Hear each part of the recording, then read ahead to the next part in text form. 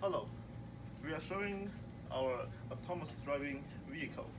So I'm Yitao and our team of 3 people, Sangho. Sanho and Eugene. Say hello to the demo taker. Okay, so as we know that autonomous vehicle is going to be the next innovation for human because it's going to change the way how human interact with machine. But this problem can be really complicated.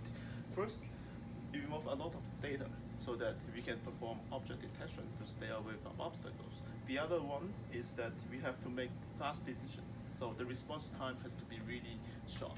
Those two combined is making either way only cloud computing is not going to solve this problem, or we do all the computations on the edge is also not going to work because the cloud performance can be compromised when there are a lot of workloads. And when purely on edge, the performance can also be slow because the constrained capability of our edge device. So we come up with our novel hierarchy of this new system that our vehicle relies on.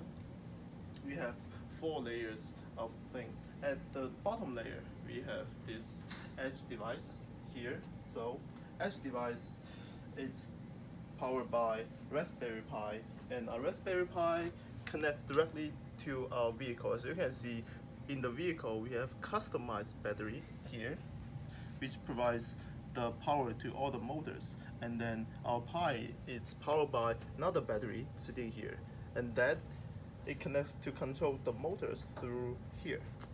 And after that, most importantly, we have this sensor networks that is sitting in front of our car. We have 2 types of sensors here.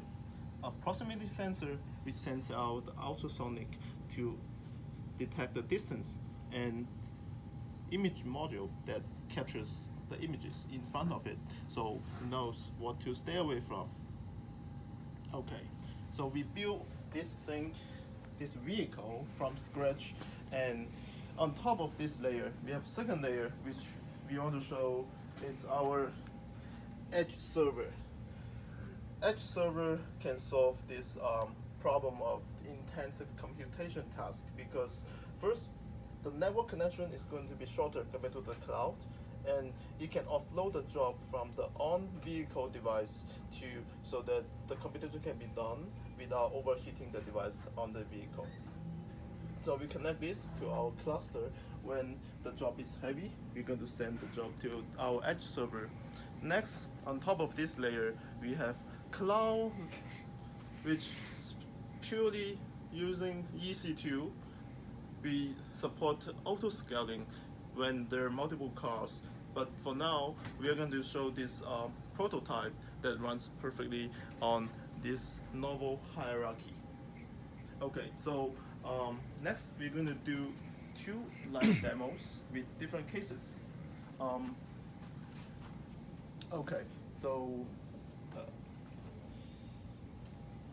all right, so the first one we're going to show that the car is able to follow this object by the algorithm of checking the color, and there's no obstacle here, as you can see.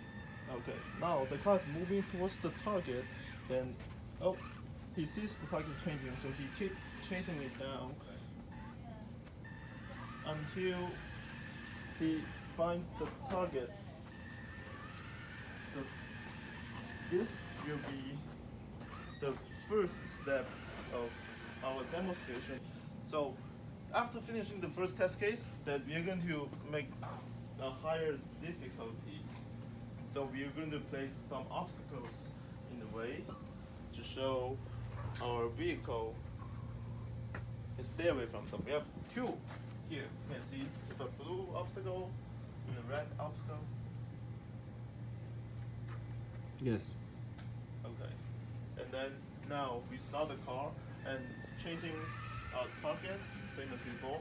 So first it senses distance, reduce to certain threshold, and then it starts to stay away from it. Now again, try to stay close to the target. Here we hit the second obstacle again. He did it well. Alright, okay, now it's running towards the finish line. I think there's only one winner. There's only one winner. No competition. No competition. Alright, All right. Again, the stop. Is it done? Tom, any last words? For the in So, the, yeah. This So needs to be cut, we man. demonstrate two basic cases where vehicle is running when there's obstacles, when there's no obstacles.